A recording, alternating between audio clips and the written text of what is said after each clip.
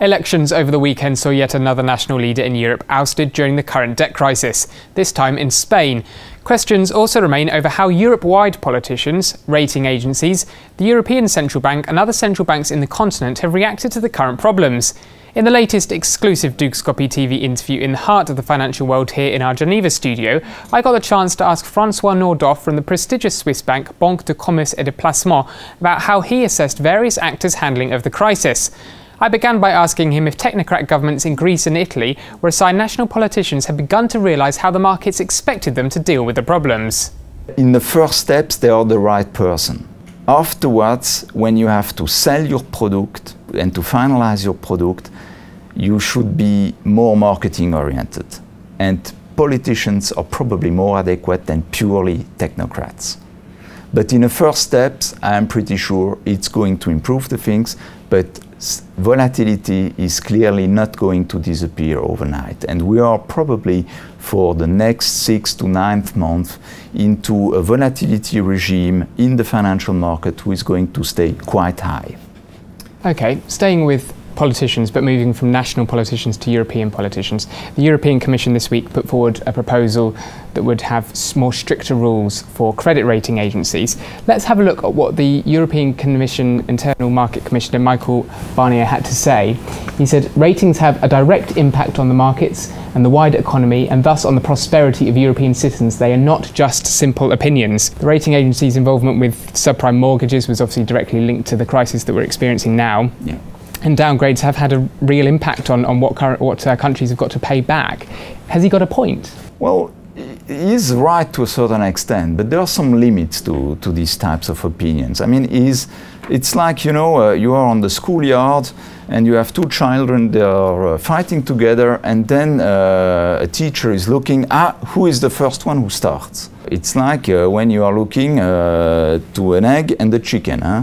Who was the first here? Which comes first? And exactly. And for the time being, indeed, those agencies, those rating agencies, made, I would not say mistakes, but were not adequate. For instance, in the subprime crisis. Now, in the debt crisis, in the sovereign European debt crisis, have they done really something wrong? That's my issue. I do not want to see rating agencies neutralized. I want to see concrete opinions. They can be biased. I do not care. At least I understand what is the content of the opinion. And that's the most important thing. I would say the rating agencies have to be transparent. I am not pretty sure that the rules that are going to be established by the European Commissions are the right rules to avoid mistakes of rating agencies, for sure not. The mistakes, for example, Standard & Poor's with the sort of mistake they said about the French downgrade, that had quite a big impact on French bond yields, didn't it, for example? When you look back to the time where the alert was sent, I mean, nobody asked, oh, is it reality or is it technical mistakes? So it was not a mistake. Nobody was surprised by it. That's the most important things that we have to acknowledge now, is that probably the AAA rating of France is just a show-off element, but concretely, if we would be more transparent, if those rating agencies would be more transparent in face of investors, probably they would never have their AAA now. Obviously, the S&P action in September, quite significant direct impact on their feeling of the crisis. Yeah. They were really struggling with the strength of the Swiss franc in terms of exports, intervened in September, and that 120 floor is still being held. Yeah. Do you think we're likely to see the S&P go a bit further, try for a higher floor? What's your assessment of the S&P action generally? Currently, we are currently at 124 against the euro. They are trying to test it. Indeed, the problem is Swiss francs, when you take me euro, Swiss franc, it's just one cross. But there are other crosses. Do you want to fix the Swiss francs again, all other currencies? No, you cannot. So it's just one part. So to a certain extent, we are biased. And indeed, Swiss politicians and some Swiss industrials are saying, but the economy is going to slow down quite sharply. We cannot face these types of levels. We need 130. But currently, at 124, I would pretty say we have somewhere a balance, and market can live with it. So is it necessary to go to 130?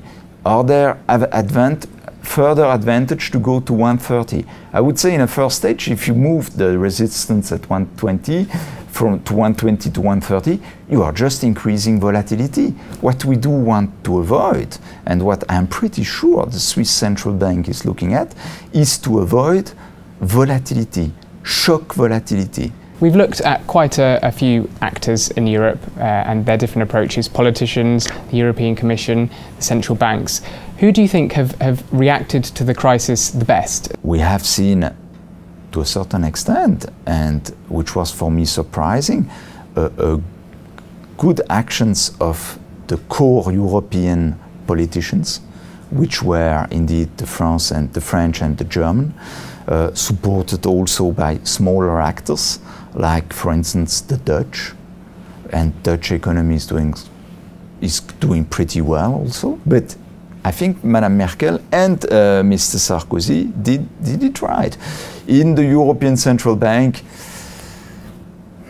the problem was that Mr. Trichet was going to exit quite soon. He didn't want to. He will leave a mixed picture anyway.